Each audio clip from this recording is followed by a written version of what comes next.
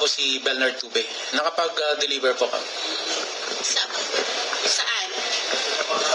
41 Forbes po. Ayan ang mga kababayan tinumbok na ang mastermind, di umano sa matinding pagnanakaw sa kaban ng bayan. Panoorin. At ngayon po ay lumabas ang mga dating kasamahan ni Master Sergeant Orly Gutesa sa trabaho bilang security consultant o security personnel ni dating Congressman Zaldi Esco. Nandito po silang lahat at gusto ko pong ipakilala sa inyo. Ang mga sundalong ito ay wala na sa serbisyo.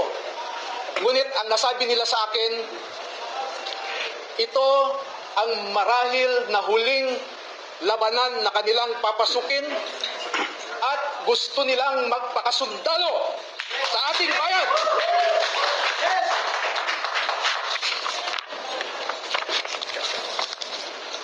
Tinatawag ko po ang isang magiting na Pilipino, si Bernard Tube.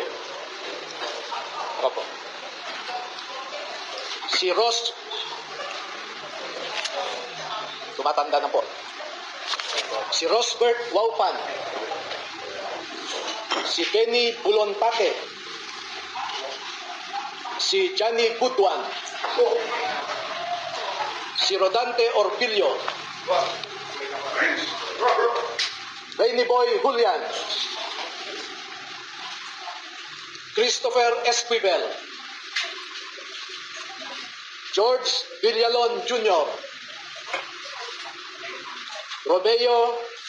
Romel Bobares. Gil Navidad Jr. Anselmo Taberdo. Walter Manalansan. Jolly Cadiao. Romel Galapon. Cecilio Laroder Jr. Bernard Gubban. Crisani Dado. At Fidel Corpus. Meron po silang kasamahan na 12 pa na hindi makakadalo ngayon dahil sa mga personal na rason.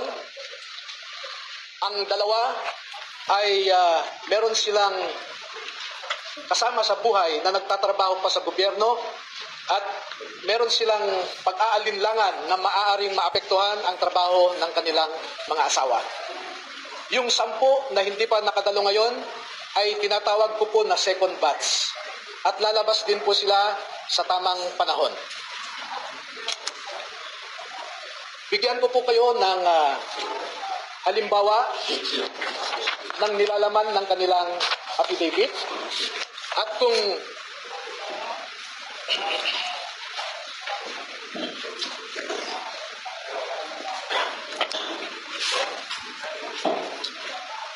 ang proseso po kung paano ninakaw ang pera sa kaban ng bayan ay pwede natin ilarawan sa prosesong ito.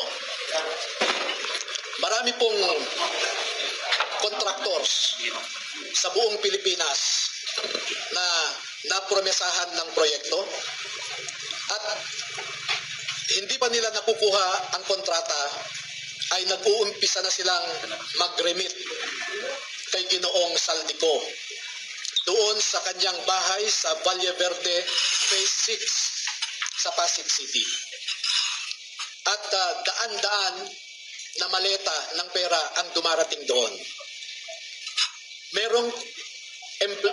Merong employee si Ginoong Saldico na binibilang ang mga pera na dumarating sa Valle Verde 6. Pagkatapos nito ay binabalik nila sa maleta ulit at dinadala sa penthouse ng Horizon Homes sa BGC.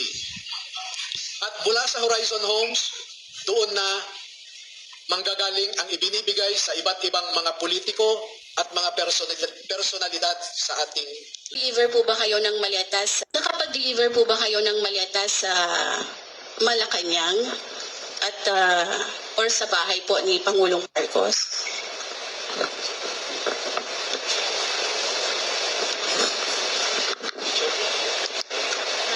Opo. Ako po si Bernard Tube. Nakapag-deliver po kami. Saan? 41 Forbes po. So ito po yung bahay ni umano ni Pangulong Ferdinand Marcos Jr. Yes po. Meron din po kami sa Ilocos. Kasama po si Kong Saldi. Ilang maleta po yung na-deliver sa Forbes at saka sa Ilocos? Yung sa Ilocos po is 5 maleta po. Para kanino po yun? Kay Kong? Kanino po yun?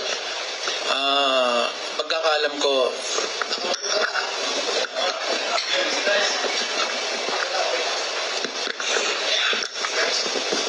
Para maklaro lang, no? Nag-deliver sila sa Ilocos Norte, sa bahay mismo. At